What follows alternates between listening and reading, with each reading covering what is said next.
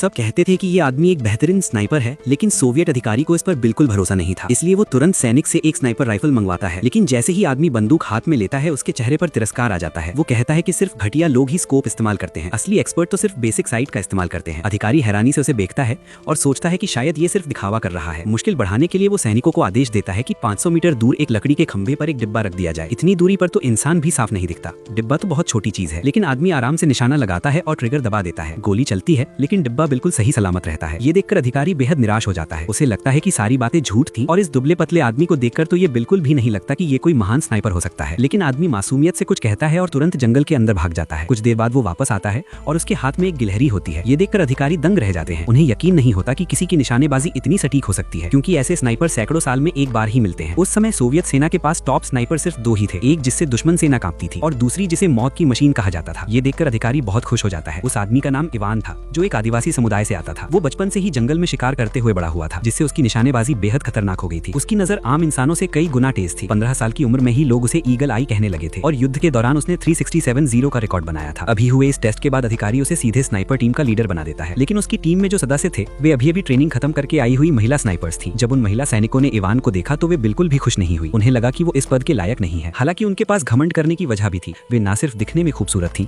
बल्कि उनकी निशानेबाजी भी बहुत सटीक थी। ट्रेनिंग के दौरान वे हर बार अपने लक्ष्य को सही से हिट करती थी। वे सोचती है कि उन्हें तारीफ मिलेगी, लेकिन इवान कहता है कि ये तो बहुत बेसिक चीज है। असल युद्ध में दुश्मन खड़ा नहीं रहेगा, वो चलता रहेगा। इसलिए वो उनकी ट्रेनिंग का तरीका बदलने का फैसला करता है। वो उन्हें नदी के किनारे ले जाता है। वो एक डिब्बा पेड़ की टहनी पर रखता है और उस टहनी को पानी में डाल देता है, जिससे लक्ष्य हिलने लगता है। अब वो उन्हें बारी बारी से गोली चलाने को कहता है, लेकिन हैरानी की बात ये होती है कि चारों मिलकर 8 गोलियां चलाती हैं और एक भी निशाने पर नहीं लगती। ये देखकर अधिकारी भी चौंक जाता है। महिला सैनिक चुप हो जाती है, लेकिन उन्हें यकीन नहीं होता कि ये लक्ष्य हिट करना संभव है। तभी इवान बिना कुछ कहे खुद बंदूक उठाता है और एक ही गोली में लक्ष्य को मार गिराता है। अब सभी महिला सैनिक उसकी काबिलियत मान लेती हैं। तभी कुछ अधिकारी भागते हुए आते हैं और आदेश देते हैं कि उन्हें तुरंत युद्ध के मैदान में जाना होगा, क्योंकि हालात बेहद खराब है। सोवियत सेना को भारी नुकसान हो रहा है और दुश्मन का एक खतरनाक स्नाइपर लगातार सैनिकों को मार रहा है। ऊपर से आदेश आता है कि इवान अपनी टीम के साथ जाकर उस स्नाइपर को खत्म करे। जल्द ही इवान 4 महिला सैनिकों को लेकर युद्ध क्षेत्र में पहुंच जाता है, लेकिन समस्या ये होती है कि ये सभी अभी ट्रेनिंग से निकली हैं और असली युद्ध का कोई अनुभव नहीं है। अच्छी बात यह है कि इवान बचपन से ही शिकारी रहा है और उसके पास काफी अनुभव है। दुश्मन स्नाइपर की लोकेशन पता लगाने के लिए इवान 2 सैनिकों को मैदान के दोनों किनारों पर छिपा देता है। इसके बाद वो खुद एक नकली पुतला अपनी पीठ पर लेकर धीरे धीरे आगे बढ़ता है। तय जगह पर पहुंचकर वो जानबूझकर घास की तरफ एक गोली चलाता है। गोली की आवाज सुनकर दुश्मन स्नाइपर सतर्क हो जाता है। उसे लगता है कि उसने लक्ष्य ढूंढ लिया है,